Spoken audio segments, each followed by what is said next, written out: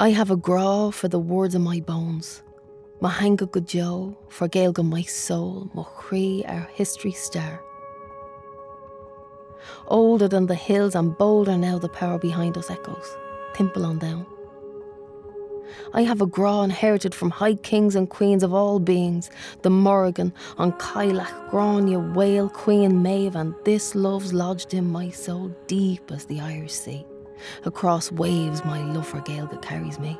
Thoming Ra, and it's not just me. Gaelga is global, Kasul Leshongui.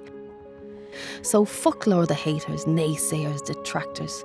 Share the gra Gaelga, Thoming Ra lat. They say French is the language I love, but nothing speaks to my heart more than Irish to me.